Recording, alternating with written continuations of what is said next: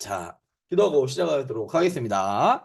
사랑과 자비가 많으신 하나님 아버지, 오늘 이 시간도 우리 구역장님들과 함께 돌아오는 주일의 말씀을 살펴볼 때 하나님께서 은혜를 더하여 주시고 지혜를 더하여 주셔서 말씀을 통하여서 우리가 하나님께 더 한 발자국 나아가게 하여 주시고 말씀을 통하여서 주님의 음성 듣는 시간 되게 하여 주시옵소서. 예수님의 이름으로 기도드립니다. 아멘. 자, 돌아오는 주일의 말씀의 제목은 그는이라는 말이에요. 그는은 지시 대명사죠. 그가 과연 누구일지 다들 눈치채셨겠지만 말씀을 통해서 살펴보도록 하겠습니다. 자, 오늘 본문 말씀은 요한복음 3장 22절부터 30절 말씀. 자, 우리 김진명 권사님, 네, 읽어주세요. 네. 그 후에 예수께서 제자들과 유대 땅으로 가서 거기 함께 유하시며 세례를 베푸시더라. 요한도 살렘 가까운 에논에서 세례를 베푸니 거기 물이 많음이라. 그러므로 사람들이 와서 세례를 받더라. 요한이 아직 옥에 갇히지 아니하였더라. 이에 요한의 제자 중에서 한 유대인과 더불어 정결 예식에 대하여 변론이 되었더니 그들이 요한에게 가서 이르되 라피여 선생님과 함께 요단강 저편에 있더니 곧 선생님이 증언하시던 이가 세례를 베풀매 사람이 다 그에게로 가더이다. 요한이 대답하여 이르되 만일 하늘에서 주신 바 아니면 사람이 아무것도 받을 수 없느니라. 내가 말한 바 나는 그리스도가 아니요 그의 앞에 보내심을 받은 자라고 한 것을 증언할 자는 너희니라. 신부를 취하는 자는 신랑이나 서서 신랑의 음성을 듣는 친구가 크게 기뻐하나니 나는 이러한 기쁨으로 충만하였노라. 그는 흥하여야 하겠고 나는 쇠하여야 하리라 하니라. 아멘. 아멘. 오늘 말씀은 우리가 많이 알고 있는 말씀 중에 하나입니다. 세례 요한의 고백이 있는 말씀이죠. 그는 흥하여야겠고 나는 쇠하여야 하리라. 그래서 여기에서 그는 여기 30절에 나오는 그는 자 그래서 설교 제목이 그는입니다. 자, 오늘 말씀 본문 말씀으로 한번 들어가 보기 전에요. 예수님과 세례 요한의 사역이 공통되는 부분이 있었어요. 오늘 말씀에서 보면 다른 데 말고 오늘 본문 말씀에서 보면요. 세례 요한도 했고 예수님도 했던 사역이 있죠. 22절에 보면 예수님과 예수께서 제자들과 유대 땅으로 가서 무엇을 하셨냐면요. 세례를 베풀었다라고 합니다. 공통점은 세례를 베푼 거예요. 근데 요한도 세례를 베풀었다라고 23절에 나옵니다. 그래서 예수님과 세례 요한이 같이 세례를 주었는데 여기 본문에서는 이렇게 나오는데 후에 뒤에 있는 본문에서는 다르게 나옵니다. 뭐라고 나오냐면요. 요한복음 4장 1절부터 2절로 보면요. 예수님께서 세례를 베푼 것이 아니라 그의 제자들이 베풀었다라고 이제 나와요. 그러니까 여기에서 부분은 예수님의 제자들이 세례를 베푼 게 아니겠냐라고 할 수도 있겠지만 그냥 예수님과 세례 요한의 공통점 세례를 베풀었어요. 그런데 세례 요한의 주는 세례와 예수님의 세례의 차이점이 뭔지 알까요? 세례 요한이라는 인물을 한번 생각해 보시면 그것을 알 수가 있어요. 세례 요한이라는 인물은 어떤 인물이죠? 구약의 마지막 선지자예요. 자, 그러면 세례 요한이 베풀었던 세례는 새 시대를 열었던 기존에 있던 그런 것들을 뒤집는 그러한 세례였는가? 그거는 또 아니라는 말이에요. 무엇과 비슷했냐면요. 여기 25절에 보면요. 정결 예식이라는 것이 나와요. 뭐냐면 요한이 베풀었던 세례와 유대인들이 가지고 있는 그 정결 예식과 상당히 유사점이 많았던 거예요. 그래서 오히려 예수님의 세례 요한의 세례는 정결 예식의 의미를 가지고 있는 그러한 세례예요. 그러니까 정결 예식이 뭐 할 때 쓰는 거죠? 더러운 것이 묻었으면 그것을 깨끗하게 하기 위해서 손이나 발이 지저분하니까 그것을 닦을 때 그냥 닦는 게 아니고 예식을 치르면서 부정한 것에서부터 깨끗하게 하는 그렇게 하는 세례였는데 세례 요한의 세례도 마찬가지예요. 어떤 세례였냐면요. 죄인들에게 그 죄를 씻어주는 그러한 세례였습니다. 이게 예수님이 주는 세례와는 좀 달라요. 예수님이 결국 예수님께서 나중에 성령으로 주신 성령 세례와 이 요한의 세례는 완전 다릅니다. 세례 요한의 세례는 이미 구약에서 있던 정결예법의 연장선에서 보면 되는 거고, 예수님이 주신 세례는 성령 시대에, 그러니까 예수님이 오신 이후에 신약 시대에 주는 세례라서 성령 세례입니다. 그래서 이 두 개의 세례는 달라요. 공통점은 세례라는 것에서는 공통점을 갖지만 의미와 그다음에 역할에 있어서는 좀 다르다라는 것을 좀 알고 계시면 좋겠습니다. 자, 하루는 이렇게 예수님께서 유대 땅에 들어가셔서 거기서 세례를 베풀고 있었습니다. 요단강이 꽤 긴 것처럼 보이지만요, 세례를 받는 지역은 거의 일정했어요. 그래서 사람들이 그곳에서 세례를 받고 정결 예법도 하고 막 이랬어요. 그때 예수님께서도 제자들과 함께 그곳에 왔어요. 그래서 그 근처에 있을 때에 요한과 그리고 한 유대인들과 정결 예식에 대해서 변론이 일어났다라고 합니다. 이 말의 뜻은 25절의 말은 뭐냐면요. 아까도 방금처럼 얘기했듯이 요한의 세례가 무엇과 연관성이 있냐면 정결 예식과 연관성이 있기 때문에 그 정결하게 되는 것에 대해서 세례가 옳으냐 정결 예식이 옳으냐 이것들에 대한 논쟁이 있었던 것 같아요. 그렇는데 그들이 요한에게 가서 그렇게 둘이 이렇게 유대인들과 한 유대인과 언쟁을 하다가 이 요한의 제자들이 요한에게 달려간 겁니다. 근데 왜 달려갔느냐? 저쪽에서 예수와 그의 무리들이 세례를 베풀고 있는데 무엇이 눈에 띄었냐면 예수님이 보인 게 아니라 그 주위에 있는 사람들이 보인 거예요. 당시에 예수님께서는 이제 막 떠오르는 태양이었어요. 그래서 사람들이 점차적으로 예수님 주위에 모여들기 시작했습니다. 그리고 반면에 요한은 어땠냐면 이미 그의 명성은 자자했어요. 그런데 어떤 일들이 벌어졌냐면 세례 요한을 따르던 사람들이 점차 예수님께로 가는 거예요. 예수님을 그러니까 분명히 어제까지만 해도 내 옆에서 세례 요한의 말을 듣던 사람이 예수님 쪽에서 말을 듣고 있는 걸 보고서 세례 요한의 제자들이 뭐라고 말하냐면요. 26절이에요. 오늘 26절에서 뭐라고 하냐면 이 제자들이 분노하면서 이렇게 말합니다. 라삐어 선생님과 함께 요단강 저편에 있던 이곳 선생님이 증언하시던 이가 세례를 베풀매 사람이 다 그에게로 가더이다. 자, 이러는 거예요. 이 요한의 제자들이 저기요 선생님과 함께 저쪽에 있던 사람 그 사람이 세례를 주니까 사람들이 다 글로 갑니다. 이렇게 하면서 제자들이 무슨 이야기를 하는 거냐면, 아니, 선생님이 세례를 줬잖아요.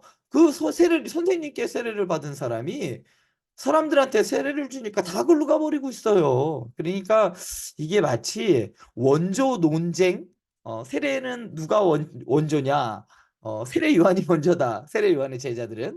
그런데 마치 사이비인 저 사람이 우리 선생님한테 세례를 받은 사람이 저기서 세례를 베푸니까 사람들이 몰려간다 하면서 어, 제자들이 분노하면서 세례 요한에게 투정을 부리는 거죠. 그리고 오히려 뭐 일러 바친다, 뭐 고자질한다 이런 의미로서 받아들일 수가 있을 것 같아요. 자, 그런데 자 그러자 세례 요한의 반응이 27절에 나옵니다. 세례 요한의 반응은 뭐냐면요. 이렇게 말합니다. 만일 하늘에서 주신 바 아니면 사람이 아무것도 받을 수 없느니라. 그러니까 저기서 세례를 주는 저분이 하늘에서 준 것이 아니면 하늘에서 주신 바가 아니면 사람이 아무것도 받을 수 없다라는 거죠. 여기서 하늘에서 주신 바라는 말은요.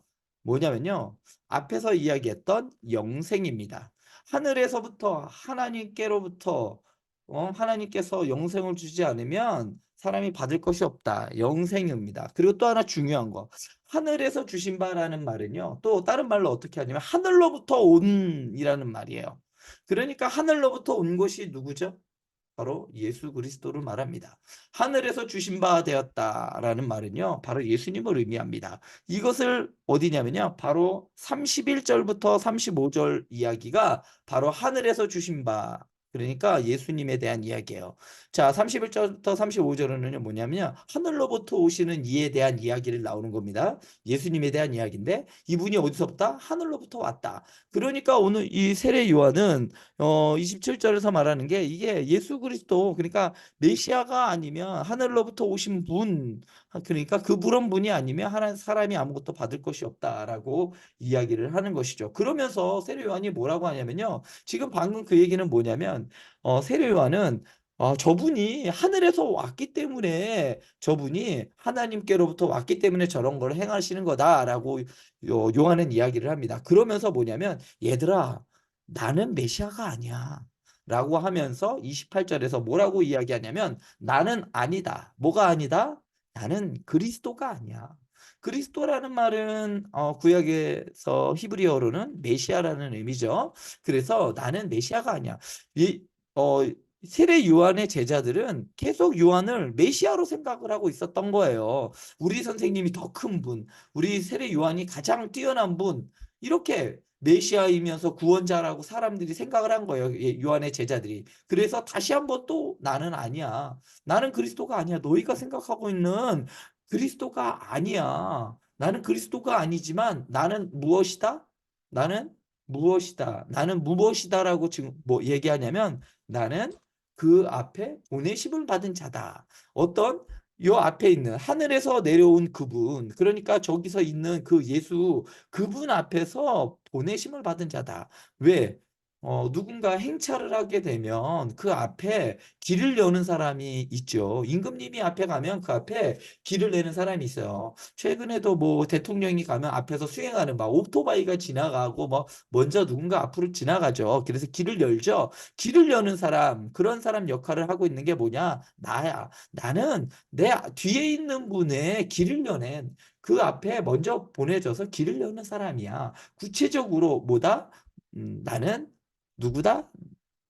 나는 증언하는 사람이다라고 요한은 이야기합니다. 자, 요한의 제자들은 여기 한번 제가 말을 한번 만들어 봤어요. 요한의 제자들은 무엇을 했죠? 무엇을 하는 게 아니라 무엇을 했냐면 요한의 제자들은 좀 전에도 분노를 했죠. 요한의 제자들은 분노가 아니라 요한의 사역을 뭐뭐 했어야 한다? 증언해야 했다라고 나오죠. 오늘 말씀 이거 잘 보면요. 이런 말이에요. 야, 나는 그리스도가 아니야. 나는 너희가 생각하는 구원자가 아니야. 그 단지 저 예수님의 앞에 보내심을 받은 자야. 이것을 증언하는 사람이 누구냐면 바로 너희가. 되게 놀랍지 않나요? 요한의 제자인 너희가 나를 보고 나는 메시아가 아니라 저분의 앞길을 여는 저분의 길을 앞에서 먼저 와서 저분의 길을 여는 사람이라는 것을 너희가 증언해야 돼. 그러니까 나는 메시아가 아니라는 것을 너희가 증언해야 되는데 나의 역할은 그냥 단지 메시아의 길을 여는 그런 역할만 하는 사람이야 라는 것을 너희가 증언해야 돼. 이 말은 뭐냐면요. 너희는 지금 나를 메시아로 만들고 있지만 나는 메시아가 아니야. 너희는 오히려 내가 저 메시아의 앞길을 여는 준비하는 미리 와서 길을 예비하는 그러한 사람이라는 것을 너희가 증거해야 돼. 증언해야 돼. 왜냐하면 요한은 계속해서 자기는 광야에 외치는 소리이고 나는 주의 길을 예비하는 사람이고 이렇게 계속해서 메시아에 오실 것을 준비하는 사람이라고 계속 가르치고 외쳤는데 그 외침을 너희들이 알았어야지. 이렇게 이야기를 하고 있는 겁니다.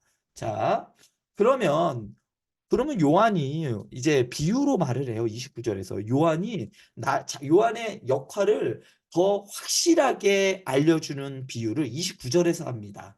요한은 29절에서 자신을 무엇라고 이야기를 하냐면요. 정확하게 신랑의 친구라고 이야기를 합니다.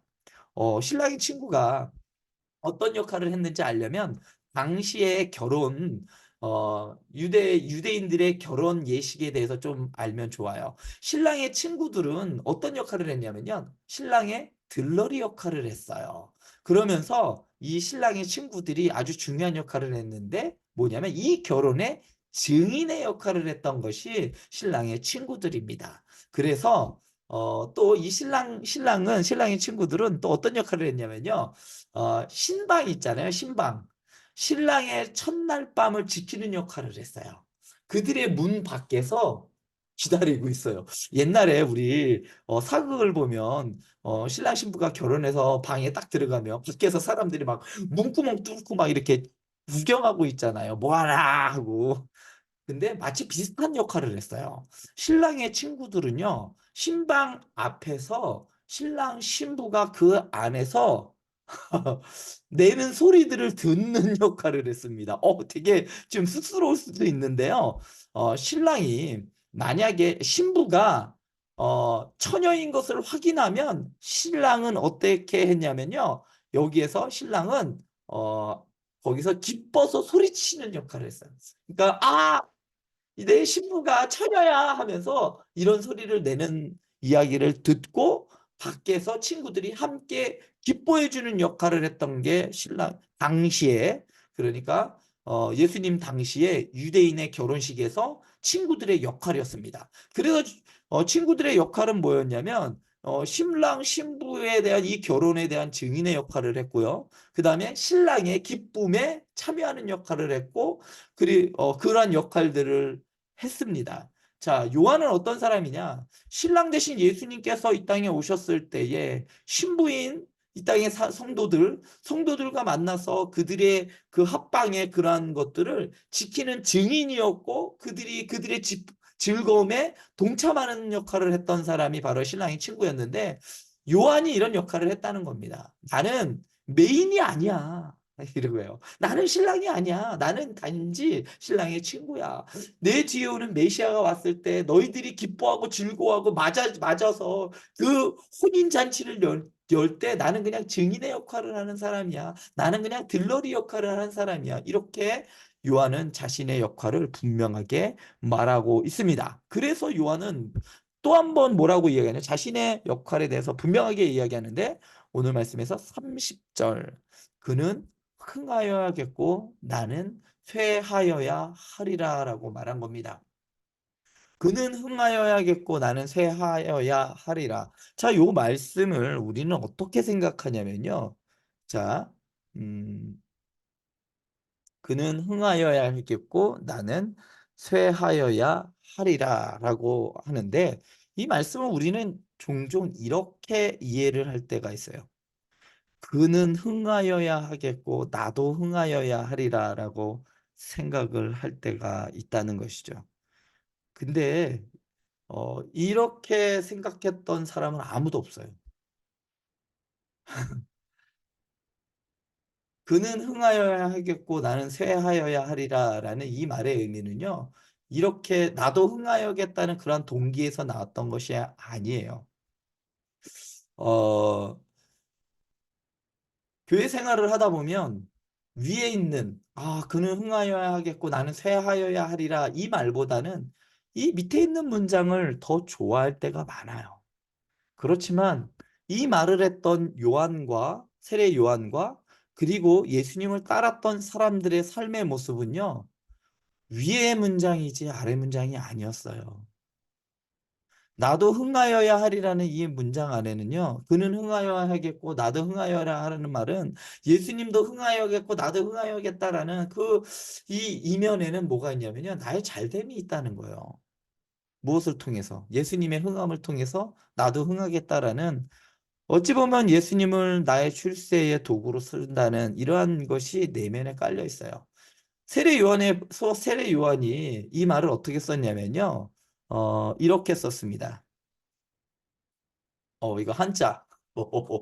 아, 제가 이래봬도 국문과입니다. 뭘까요, 이 글씨가?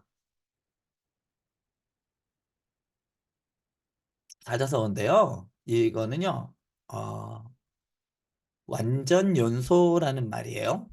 완전 연소라는 말은 아무것도 남기지 않는다는 말이에요.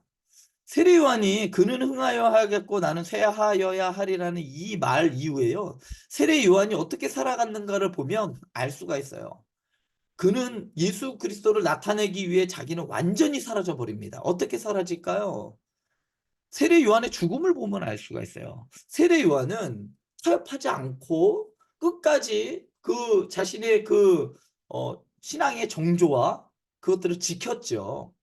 그리고 마지막까지 예수 그리스도를 나타냈죠. 그래서 그 결과가 뭐였죠? 헤롯에 의하여 목배임을 당한 겁니다. 요한을 따르던 수많은 사람들이 세례 요한이 아니라 요한이 자신을 보는 게 아니라 예수님을 바라보게끔 만들기 위해서는 요한은 어떻게 돼야 되냐면 없어져야 했어요.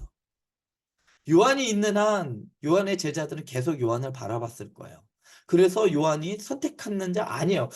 결국은 요한은 어떤 삶을 살았냐면 결국은 그가 헤롯에 의하여 목배임을 당함으로 죄인이었잖아요. 죄인이 돼 버렸잖아요. 헤롯에 의해서 목배임 당하고. 그리고 가장 처참하게 죽었잖아요. 그래서 사람들은 요한을 추종했던 사람들은 아, 요한은 끝났어라고 하면서 누구를 바라봤냐면 예수님께로 갔단 말이에요. 요한은 자신의 삶을 완전히 정말 하얗게 불태워서 그를 따르던 그 사람들까지도 다 누구에게 보냈냐? 바로 예수님께 보냈어요. 누구를 나타내기 위해서? 예수님을. 그러니까 그를 흥하게 하기 위해서 자신은 완전히 사라져버린 이러한 사람이 바로 세례 요한이었습니다. 난 이 문장, 여기를 보면서 좀 되게 많이 은혜를 많이 받았어요. 어, 자, 그런데 어, 이렇게 이야기를 하면 와, 이렇게 생각하시는 분들도 있겠죠. 아, 그러면 나도 이제 요한과 같이 아무것도 남기지 않고 하나님을 위해서 다 드려야겠다라고 생각하실 수가 있는데요. 사실 그렇게 하면 요한의 의도는 아닌 것 같아요. 요한이 끝까지 전했던 사람이 누구죠? 요한이 흥하게 만들고 싶었던 사람은 예수님입니다. 예수님은 흥하여야겠고 나는 쇠하여야 하리라는 말 속에는요. 예수님은 나타나야겠고 나는 사라져 버려야겠다는 거예요. 사람들의 시선에서 사라져 버리고 온전히 예수님만 보였으면 좋겠다는 거예요. 요한의 사역이 그랬어요. 요한은 지금도 우리 시대에 살고 있는 저와 우리 구역장님들에게 어떻게 알아? 야, 너희들도 나처럼 살아봐. 이 얘기가 아니라요. 예수님을 바라보라는 이야기를 하고 있는 겁니다. 예수를 바라봐라. 나 말고 예수를 바라봐. 내 뒤에 오시는 이 메시아 예수 그리스도를 바라봐라라고 세례 요한은 말하고 있는 겁니다. 그래서 우리가 해야 할 건 뭐냐면 예수를 바라보는 거야. 우리도 뭐 세례 요한처럼 메뚜기를 먹고 메뚜기가 석청을 먹고 옷도 막 그냥 누더기를 입고 막 이렇게 할 필요는 없다는 이야기입니다. 세례 요한은 우리에게 뭘 하라고 하냐면 예수를 바라보라는 이야기를 합니다. 메시아 예수 그리스도를 바라보라는 이야기입니다. 그래서 이번 주의 말씀의 제목이 뭐냐? 그를 누구를 바라봐라? 그를 바라봐. 예수님을 바라보라는 이야기를 하고 있는 것이죠. 그래서 예수님은 흥하여야겠고 나는 쇠하여야 하겠다는 그 세례 요한의 메시지는 바로 우리에게 예수님을 바라보라고 말하고 있는 겁니다. 자, 그러면 문제로 들어가도록 하겠습니다. 첫 번째, 예수님과 세례 요한이 공통적으로 전한 말씀은 무엇인가? 예수님께서도 세례 요한도 그랬죠. 똑같은 말을 외쳤어요. 뭐라고 했냐면 회개하라 천국이 가까이 왔느니라. 구약의 시대와 신약의 시대가 맞물리는 그 접점에서 뭐가 있었냐면 회개와 하나님의 나라가 있었다는 것이죠. 자, 두 번째 문제. 예수님과 세례 요한이 공통적으로 한 행동은 무엇이었나요? 아까 전에 오늘 본문 말씀에서 말씀드렸죠. 예수님께서도 세례를 베푸셨고 세례 요한도 세례를 사람들에게 베풀었습니다. 자, 그러면 세 번째 문제는 세례 요한이 증언한 그는 누구인가요? 세례 요한이 가리켰던 사람, 세례 요한이 보여줬던 사람, 지명했던 사람 계속해서 누구죠? 바로 예수 그리스도라는 말입니다. 그래서 우리는 예수를 바라봤으면 좋겠습니다. 자, 여기 이렇게 말씀 마치도록 하겠습니다. 궁금증과 또 질문 있으면 카톡을 통해서 또 메시지를 통해서 해주시고요. 기도하고 마치도록 하겠습니다. 사랑과 자비가 많으신 하나님 아버지, 오늘 하나님의 말씀을 살펴보았습니다. 세례 요한이 그토록 보여주고 싶고 가르치고 증언하고 싶었던 분, 바로 예수 그리스도. 그 예수님을 우리가 바라보게 하여 주시옵소서. 우리가 실망하고 좌절할 때에도 예수를 바라보고 기쁘고 즐거울 때도 예수를 바라보고 온통 우리의 삶이 예수 그리스도로 가득 차게 하여 주시옵소서. 예수님의 이름으로 기도드립니다. 아멘. 네, 마치겠습니다. 수고하셨습니다. 수고하셨습니다. 감사합니다. 수고하셨습니다.